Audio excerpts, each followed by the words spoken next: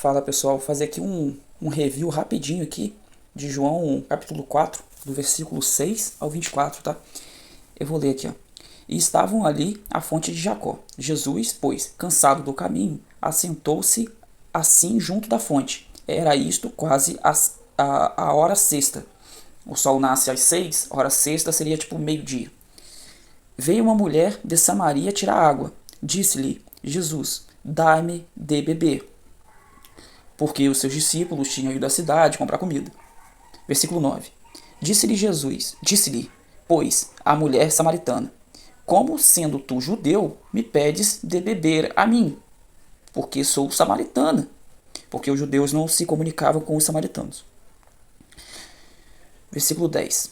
Jesus respondeu e disse-lhe, se tu conheceras o dom de Deus e quem é o que te diz, dar-me de beber, tu lhe pedirias, e ele te daria água viva.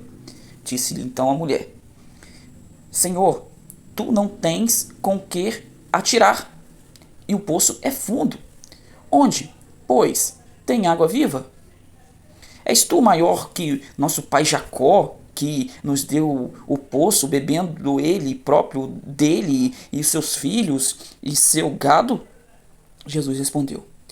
Disse-lhe, qualquer que beber desta água tornará a ter sede, né? E essa água aí que Jesus está falando, Jesus ele sempre falava, pessoal, em linguagem, vamos dizer assim, metafórica, né? Qualquer um que beber desta água. A água era propriamente o que ele estava explicando no termo ali literal, ou seja, no termo físico ali propriamente, e também no termo espiritual. O que é se alimentar de alguma água diferente daqui o qual ele poderia apresentar? Por exemplo, quando fala aqui do trono de Deus, jorra água de...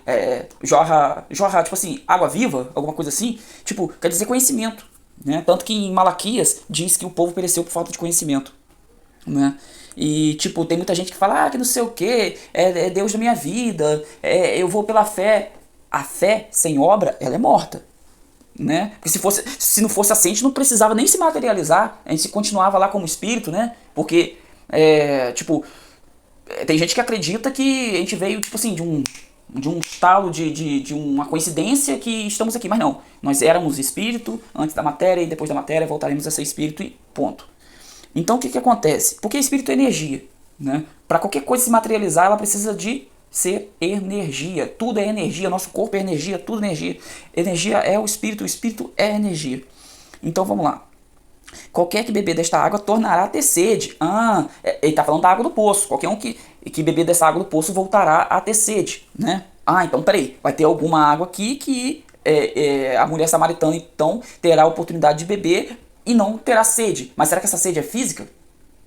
Não. Essa sede é a sede do conhecimento, a sede da sabedoria, da água, né? Da água que jorra do trono de Deus, né?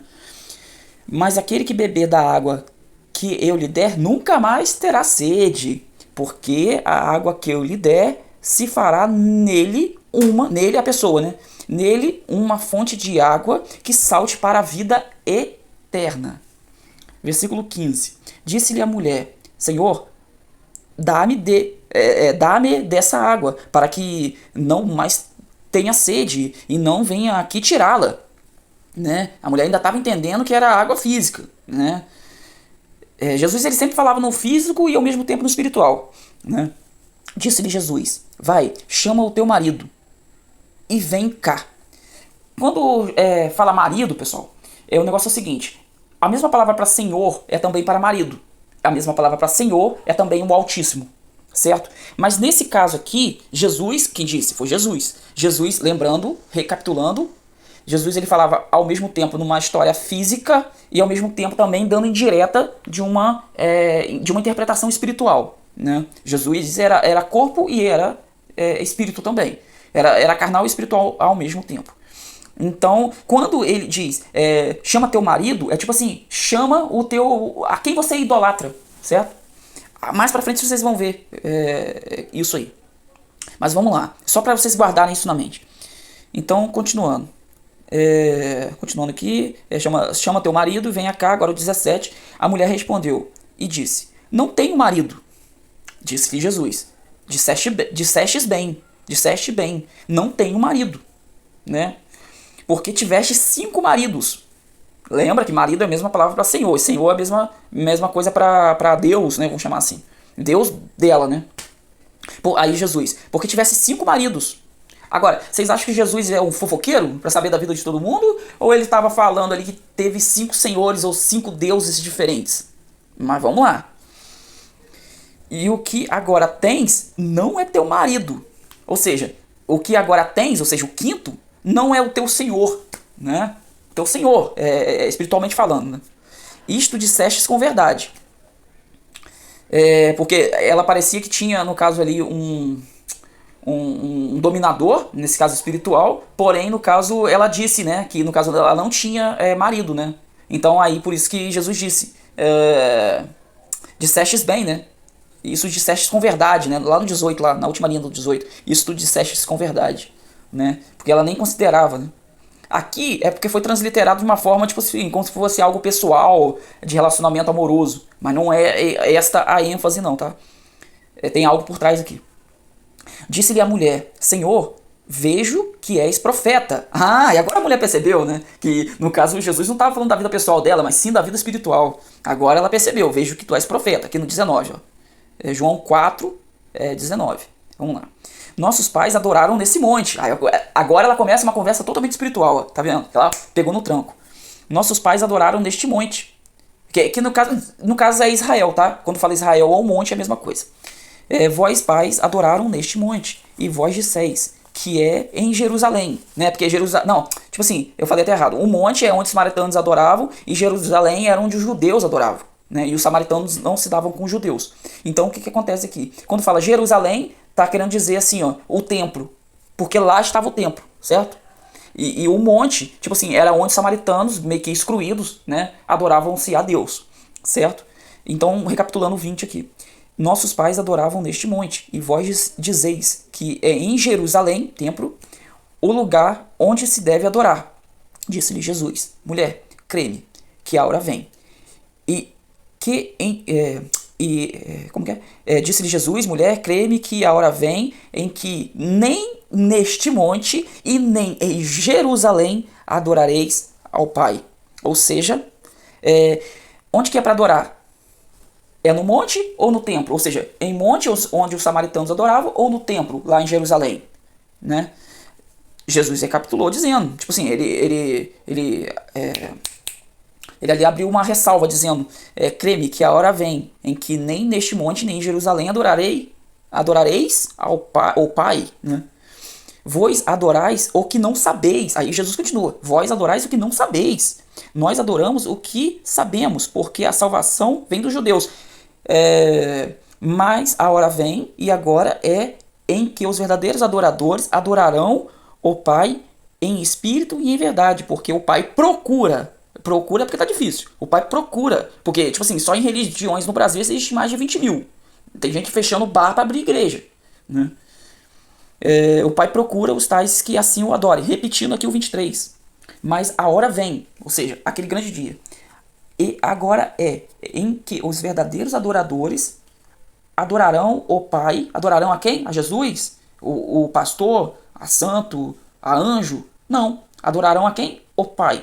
Em que? Batendo palma, pulando na igreja, cantando, como se cantar fosse suficiente. Não é melhor amparar o órfão, a viúva e o estrangeiro, o mendigo na calçada, e sem nenhum vínculo religioso fazer isso, deixando com que nem sequer a esquerda saiba o que a sua mão direita fez, para que não fique tocando trombeta diante de si?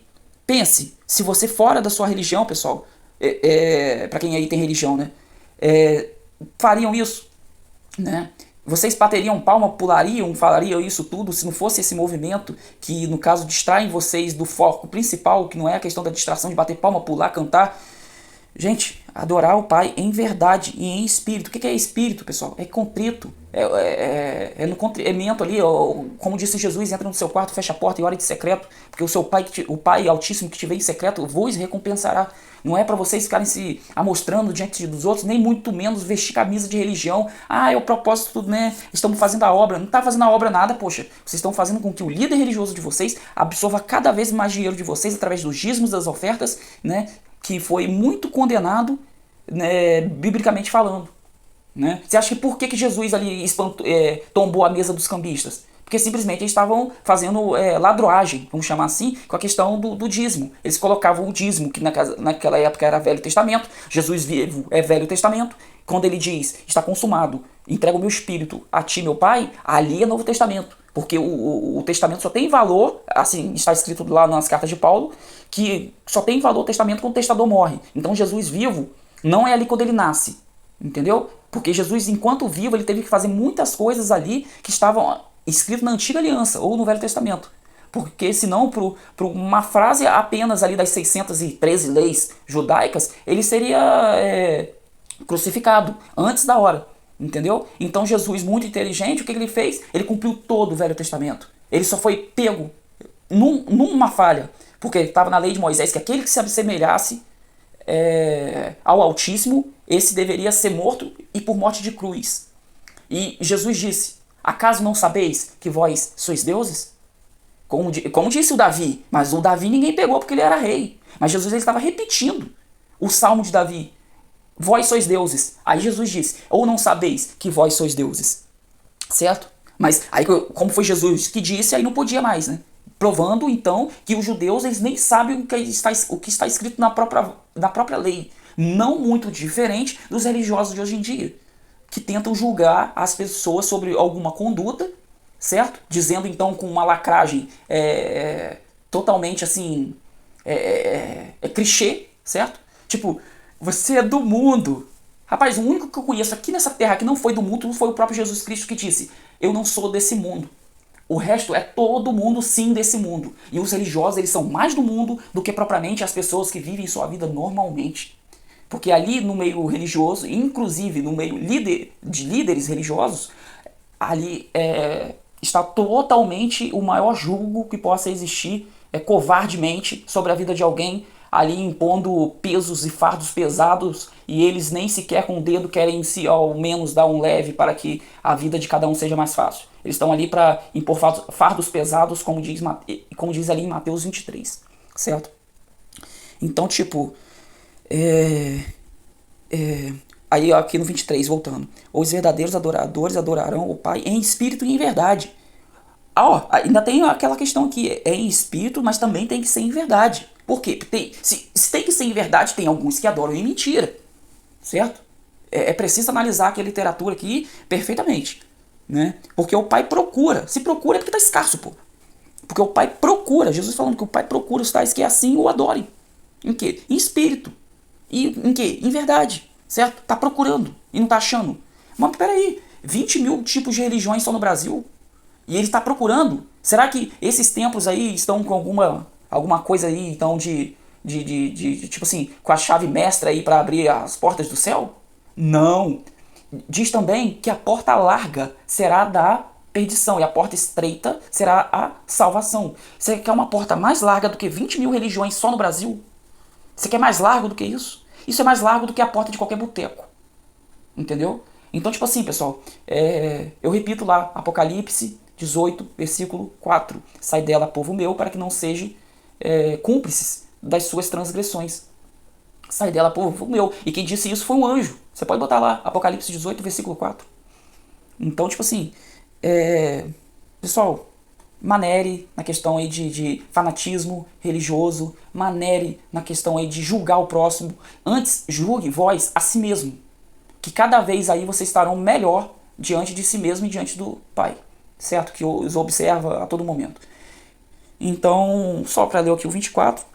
Deus é o quê? É espírito. E importa que o adorem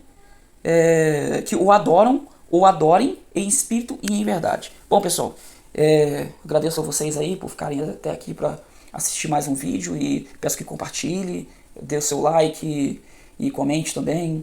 E estou aqui para sempre responder vocês e até a próxima. Fui.